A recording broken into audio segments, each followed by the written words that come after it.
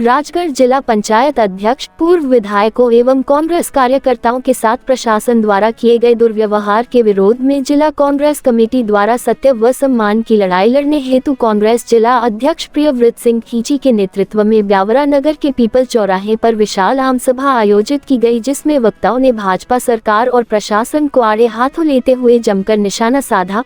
पूर्व विधायक बापू सिंह तंवर ने कहा कि मंच पर कांग्रेस कार्यकर्ताओं को बोलने नहीं दिया जाता, उनका कुर्ता पकड़कर खींचते हैं। रामचंद्र दांगी ने कहा कि भाजपा दुर्भावना और भेदभावपूर्ण तरीके से कार्य करती है और देश में अराजकता का माहौल पैदा करती है। पुलिस प्रशासन सरकार का कमाऊ पूत है। ब्यावरा में जुआ, सट्टा, स्मैक, शराब आदि के अवैध धंधा होते हैं। अवैध धंधों में पैसा मिलता है, जिसकी बंदरबाट ऊपर से नीचे तक हो रही है। कांग्रेस जिलाध्यक्ष प्रियव्रत सिंह खींची ने कहा कि पुलिस भाजपा नेताओं की गोद में बैठकर केक खाती है। पुलिस को भाजपा नेताओं की चमचागिरी करने में शर्म नहीं आती। जंतर मंतर किसान को कर दे छूमंतर, जो समझ में ना आए उसका नाम भावांतर। मेहनत किसान करता है और अधिकारी उसका मॉडल भाव तय करते हैं। कांग्रेस कार्यकर्ताओं ने सार्वजनिक रूप से निंदा प्रस्ताव पर हस्ताक्षर कर प्रशासन को सौंपा। पुलिस कस्टडी में बंटी सक्सेना की मौत की न्यायिक जांच की मांग की। कांग्रेस भ्रष्टाचार को बेपर्दा करना चाहते हैं। स्वदेशी की बात करने वाली मोदी सरकार में प्रधानमंत्री का फोटो लगा। मेड इन चाइना का नकली खाद की बोरी, स्मार्ट मीटर,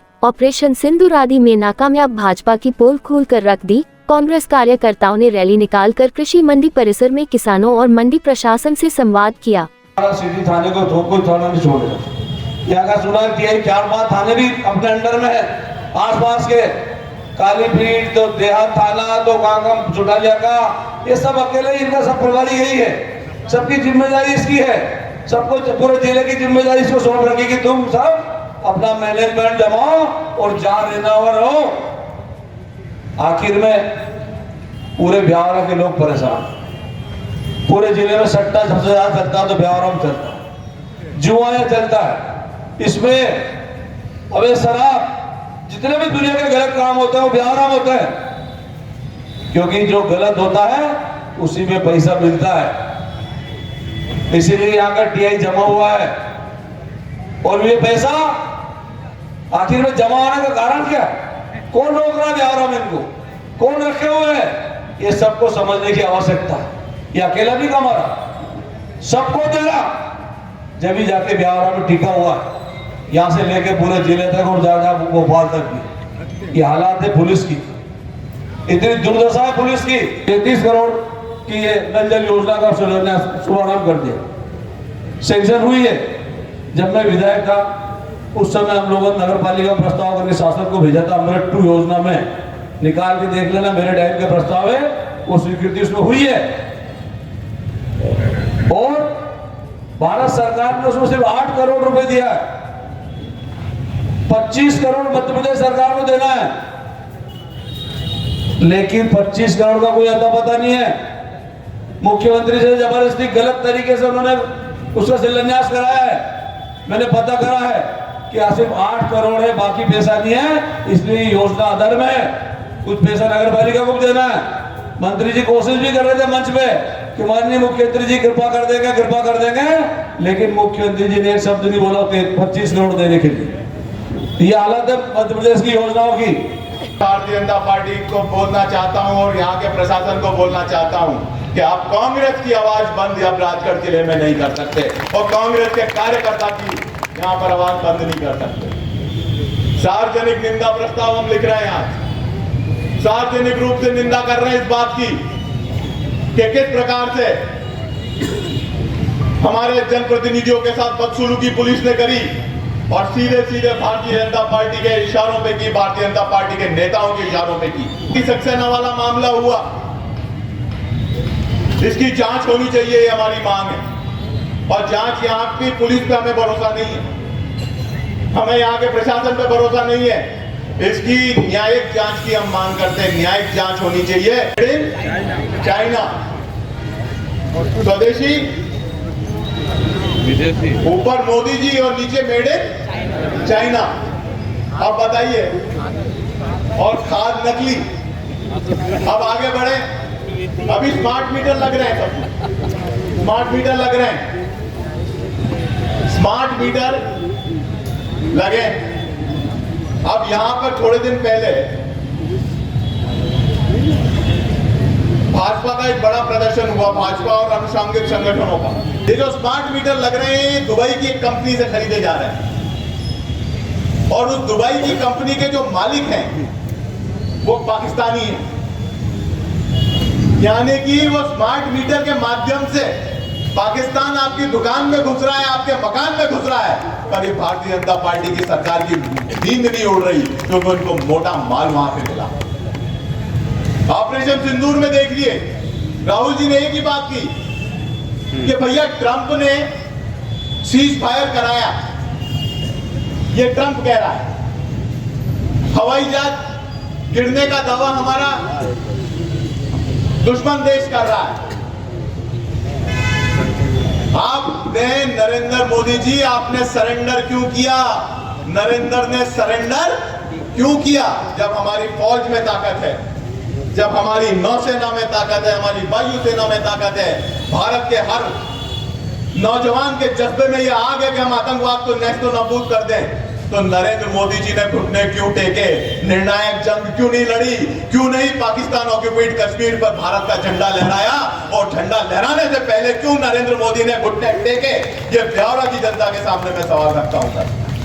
पूछना चाहता हूं ये राष्ट्रवाद की बात करने वालों से, यहीं पे खड़े होकर एक नेताजी, कोई ज्यादा बड़े नेता नहीं है इसलिए उनका नाम लेना भी जरूरी नहीं है, राजगढ़ से विधायक बनना चाहते हैं, अपने आप को बहुत बड़ा तीरंदाज समझते हैं, हिंदू रक्षक समझते हैं। मैं उनसे पूछना चाहता हूं नेताजी से कि आप दिग्विजय सिंह जी की जांच की मांग कर रहे थे यहां मंच से प्रेस के सामने। एक बात पूछना चाहता हूं कि एशिया कप में आपके भारत के गृह मंत्री अमित शाह का बेटा जय शाह जो बीसीसीआई का अध्यक्ष है, वो दुबई में एशिया कप में हमने देखा किस प्रकार से पाकिस्तान के खिलाड़ियों ने भारत की जनता के सामने जो वहां दर्शक दीर्घा में बैठे थे क्या क्या इशारे किए। वहां जय शाह बैठा था, हमारा खून यहां खोल रहा था। जय शाह शाहिद अफरीदी के साथ बात कर रहा था, वही शाहिद अफरीदी जिसने ऑपरेशन सिंदूर के बाद पाकिस्तान की विजय के झंडे निकालकर एक बहुत बड़ी रैली पाकिस्तान में निकाली। उसके साथ जय शाह क्या कर रहा था? जब ये इशारे हो रहे थे तो जय शाह चुप क्यों बैठा था? उसको खड़ा क्यों नहीं हुआ? उसका खून क्यों नहीं खोला? पूछना चाहता हूं भारतीय जनता पार्टी से, आरएसएस से, विश्व हिंदू परिषद के लोगों से, क्यों नहीं खून खोला जय शाह का? मेरा खून ब्यावरा में यह खोल रहा है, उसका वहां क्यों नहीं खोला? ये तमाशा है। हिंदुत्व क्या वोट बटोरने की मशीनरी है? क्या हिंदू को वोट अफसर बटोरोगे? और जब भारत की जहां पर जिन लोगों ने भारत की अस्मिता के खिलाफ आवाज उठाई है उनके साथ गलबैया करोगे दुबई में बैठ के? इस्तीफा मांगो। अगर सच में हिंदू के वो हो रक्षक और सच में हिंदू धर्म की बात करना चाहते हो, हिंदू संगठन की बात करना चाहते हो, तो अमित शाह का इस्तीफा मांगो, जय शाह का इस्तीफा मांगो। पर है हिम्मत इनमें मांगने की? ब्यावरा बंद कराएंगे पर क्या इस्तीफा मांगेंगे अमित शाह का, जय शाह का? नहीं मांगेंगे। वोट बटोरेंगे। पाकिस्तान का मीडिया हमारे घर में लग जाए चुप रहेंगे, पर यहां पोस्टर बैनर लगाएंगे, लोगों में सांप्रदायिकता फैलाएंगे। क्या ये है? मेरा आपसे ये निवेदन है कि सांप्रदायिकता फैलाने के अलावा इन लोगों के हाथ में कुछ नहीं।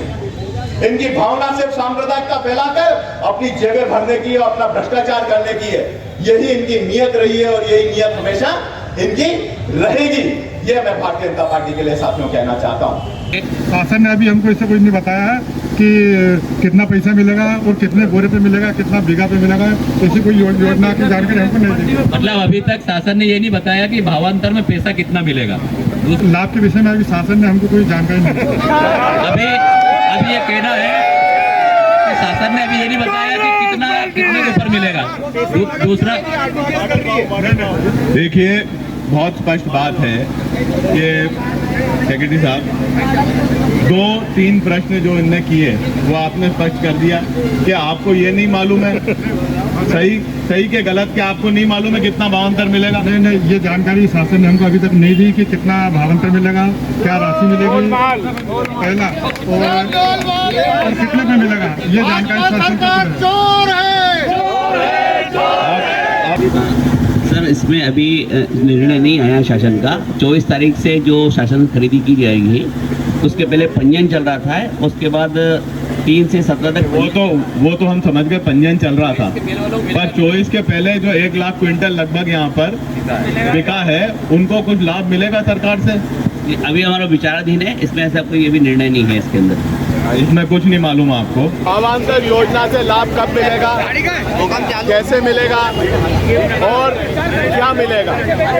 आज हमने मंडी में अधिकारी, जो जवाबदार अधिकारी हैं, मंडी के सेक्रेटरी श्री अशोक ठाकुर जी और डीडी एग्रीकल्चर जिला राजगढ़ श्री सचिन जैन जी, दोनों यहाँ पर उपस्थित थे हमें जानकारी देने के लिए।